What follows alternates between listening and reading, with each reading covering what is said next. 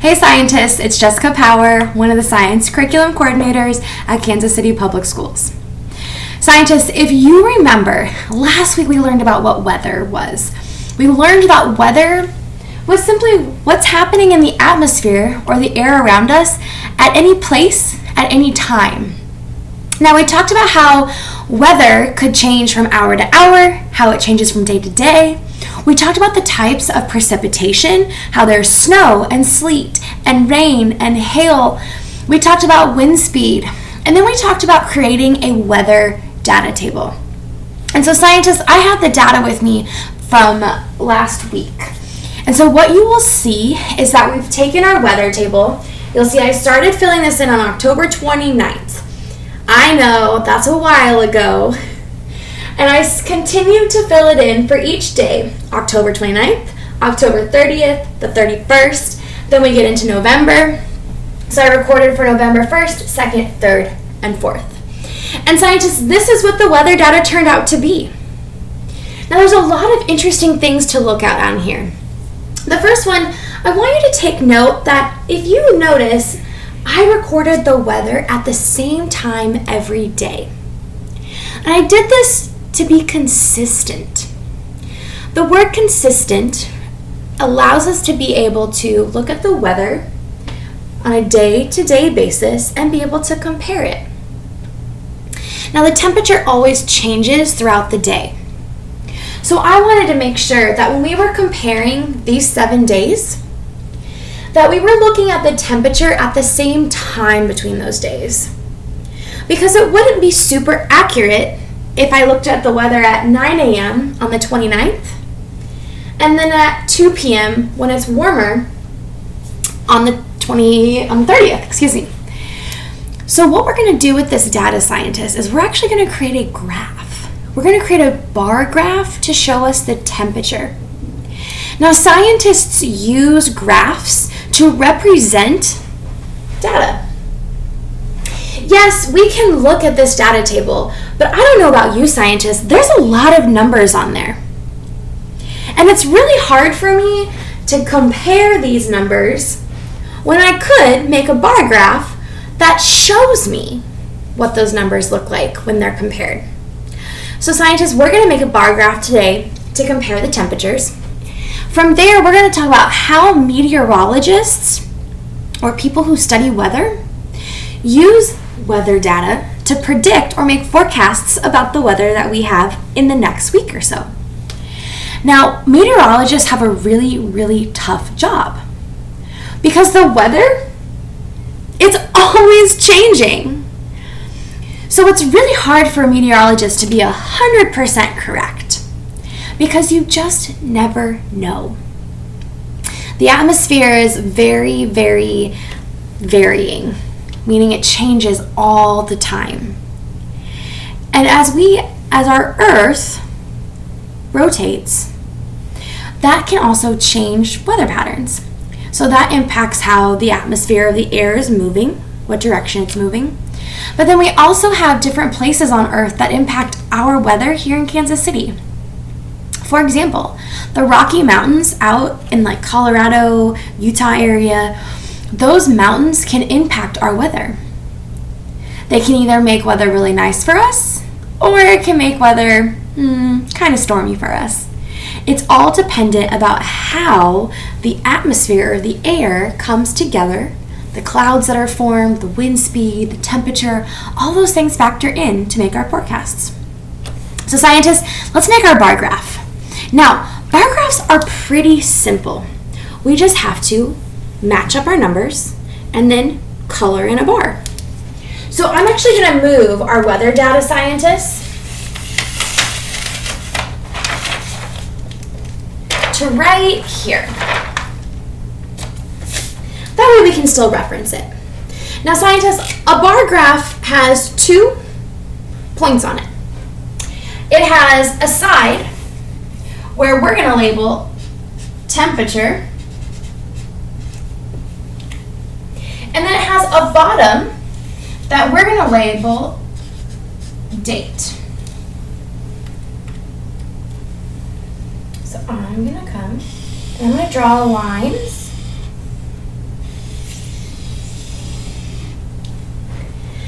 And now we're going to place our data inside these two lines. So the first thing that I need to do, scientists, is I need to write my dates out. So we went from October 29th to November 4th.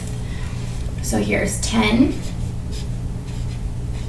29, 10, 30, 10/31,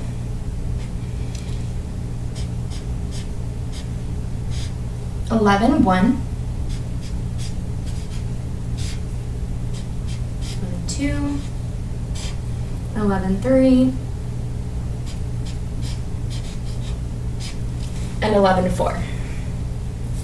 Now scientists, you'll notice I drew these separating lines. I'm going to take these lines and push them up.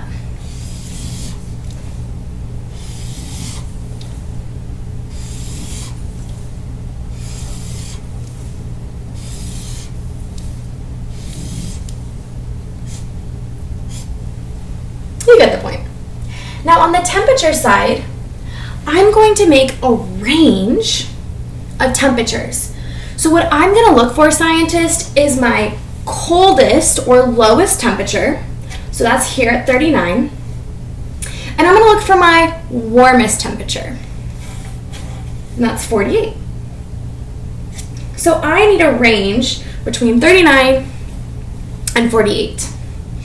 Well, scientists, graphs always start at 0.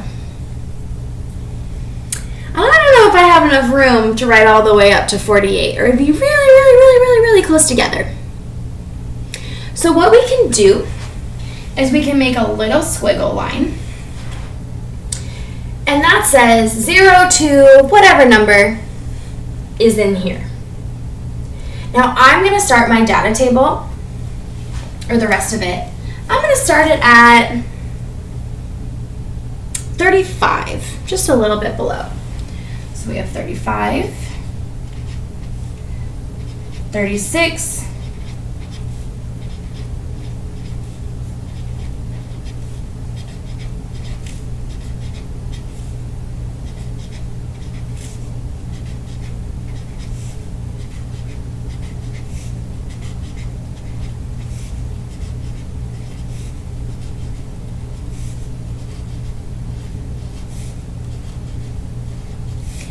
'll go all the way up to 52. Okay. Now what I'm going to do is carefully draw lines straight across so it makes a grid. Okay?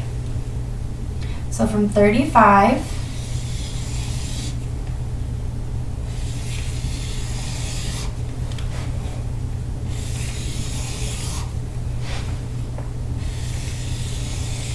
this would be much easier if I had a ruler.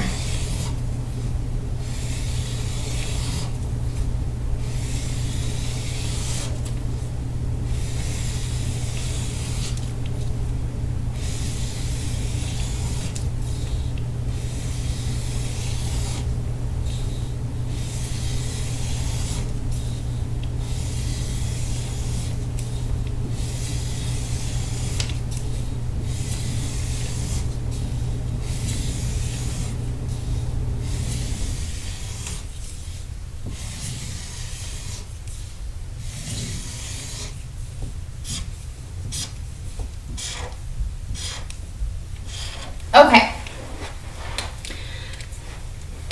So now, scientists, what we're going to do is we're going to look at our data table. And for each day, so October 29th, we're going to fill in the temperature all the way up to 39. So here's 39.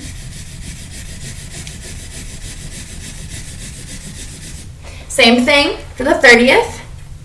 40, I'm up to 42 this time, so here's 42. And scientists, you'll see how it starts to create bars. So you can really see, go up to 48 this time, and compare the difference in temperature.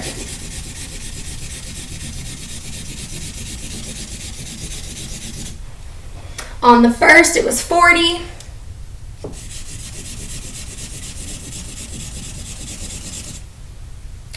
Then 42.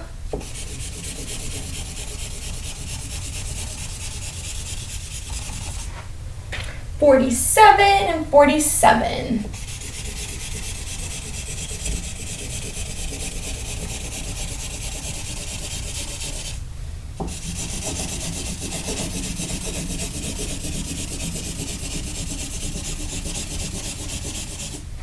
So scientists, this is just another way to represent the information that was on our data table. It's kind of nice to look at a graph like this because you can look for patterns or trends. And those patterns or trends are exactly what meteorologists look for. So meteorologists are people who study the weather. You might see them on the news or hear them on the radio. They're responsible for looking at weather data, collecting weather data. They're responsible for looking at maps that show weather patterns, things like air masses, so cold air and warm air that's moving around. And there's also maps that show wind speed and direction. So meteorologists take those maps, they take the weather data, and they use those to make predictions about what the next week is going to look like.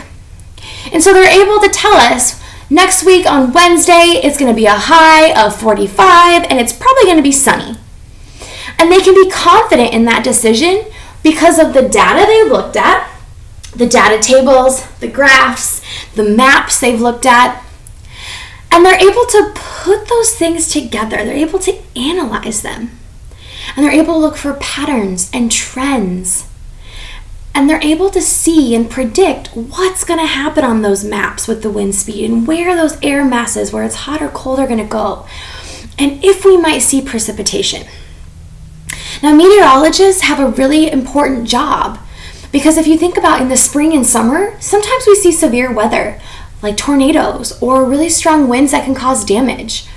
And so when meteorologists use this information, they can help protect us or tell us when to take cover so we're staying safe. So scientists, it's important to look at, not only collect weather data, but to graph your weather data, to make comparisons, to analyze, to look for patterns. For us, there's not too much of a pattern here. It kind of goes up and down. But then again, it's fall. And in the fall, we can see any kind of weather. So there's going to be steady ups and downs. But as a whole, as we get into wintertime, we will notice that the temperature starts to go down and gets colder and colder. And those are patterns that we can predict. So scientists, take some time, look at your data, try to create a bar graph if you can with the temperature or the wind speed, or if you had precipitation. Next week, scientists, we are going to be talking a little bit more about weather, but we're going to focus more on seasons and the type of weather that we see in seasons and why. So I'll see you back here next week, scientists. Have a great day.